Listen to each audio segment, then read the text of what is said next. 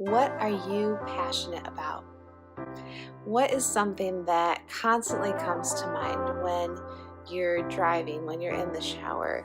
What are some of the common threads that have shown up throughout your entire childhood, young adulthood, and even now in this present season of your life? These are things that we would consider passions. And often what we're passionate about points to a part of our identity and our destiny. I really believe that we're not just random particles and matter that have somehow formed to combine a human being floating in time and space. I really think that every single person is created on purpose and for a purpose in this exact day and age. And I want to help you understand how worship can connect you with your identity and your purpose by connecting you with the one who created all of it. See, in my opinion, I always like to know the artist behind the work. So I enjoy watching documentaries about how movies were made and listening to artists talk about their albums. I like watching the painter create their painting. It's fascinating to me to see why they choose certain brushstrokes or notes or words or imagery to create their masterpiece. And all of it is done on purpose. So I want to encourage you to think about yourself in this way. You're a masterpiece. You're a work of art that was created for a reason. And the first way that we can start to unlock that reason is through communicating with our Creator. Now, we talked a little bit about this on the blog, so you can go ahead and check that article out to read a little bit more. But we're going to be talking about some practical ways that we can connect with our identity and our unique design to find our purpose or to help clarify what we're created for. So, how can worship help you understand your identity? Well, I think it really is all a part of that lifestyle of worship. When you're living a life of saying yes to God, a life of loving people well, a life of we're just treating people right, you are living that life of surrendered obedience and worship. And in doing so, you're going to start finding certain things that help you feel most fulfilled, things that really just make sense and feel right as you're doing them. For example, in my own life, I really feel like I'm making a difference when I'm teaching people and helping them to understand something, which is ironically why I started the whole entire Let's Talk Worship blog and video series and channel and community, because I want people to really understand what worship is so that they can connect with God and that they can live a more fulfilled, more joyful life. So for me, I found that teaching was a big part of my life through every single season. When I was a younger child, I liked showing people piano songs that I had learned and showing them how to play them. I liked writing different stories and sharing experiences that they could apply to their own life. I enjoyed writing devotionals, which I still do. I really liked showing people how to draw or paint things. So I have found that a common thread in my life is teaching others how to do what they want to do and how to use their natural abilities and skills well.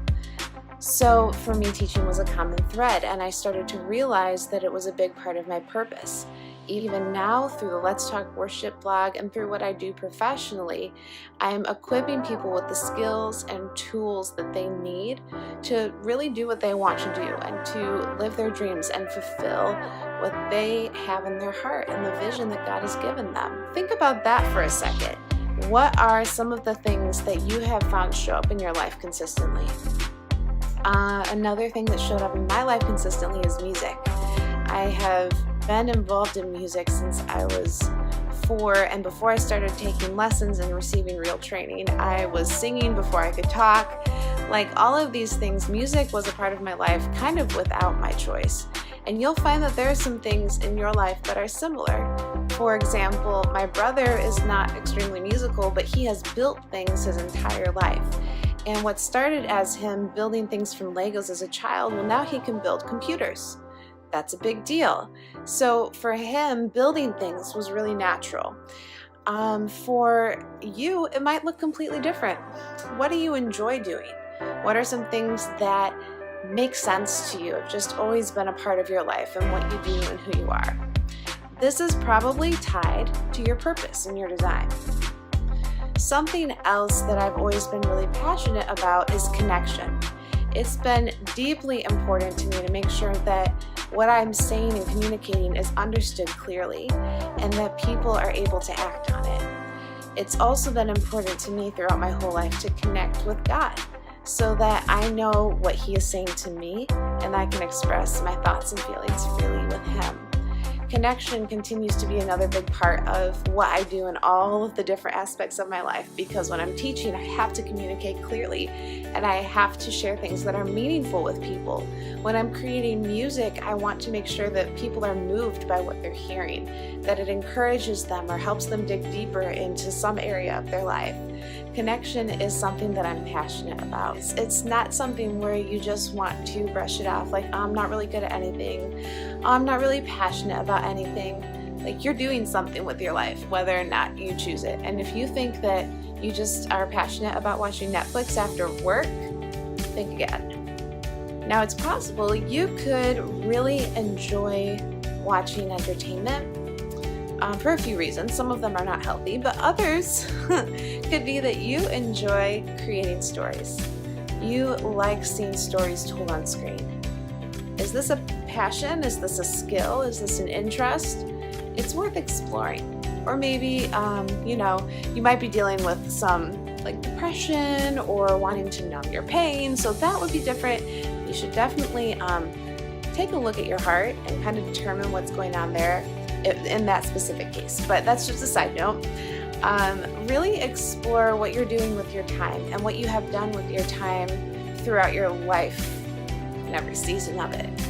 What about things that you have a strong emotional reaction to, things that you're passionate about, things that you want to improve or change? This is likely a part of your purpose as well. You see, I don't think that someone would start a major movement that alters the course of history unless they were passionate about it. Someone who I have always loved and kind of watched from the beginning of her starting her ministry until today is Christine Kane. She started something called the A21 ministry. And this ministry really works to help bring awareness to human trafficking and end it. They are constantly posting success stories of rescuing children and men and women out of slavery, like today. And it's something that she was passionate about, but ironically, it's something she also ran from for a long time. What are some things in your life that you feel like you are avoiding or running from and they keep showing up? You might want to think about that. There's a good chance that it's a part of your purpose. This is sort of a spiritual thing and not necessarily well-founded in biblical truth, but this is what I really believe. That because God has created us intentionally, we're interconnected. Pieces of our life and our heart fit into pieces of other people, and we need each other. We're made for each other. We're made for community. So sometimes people who need that piece that you have will show up in your life. And you guys just kind of fit together. And I'm not talking romantically. I'm not even talking friendship. I'm talking purpose and design.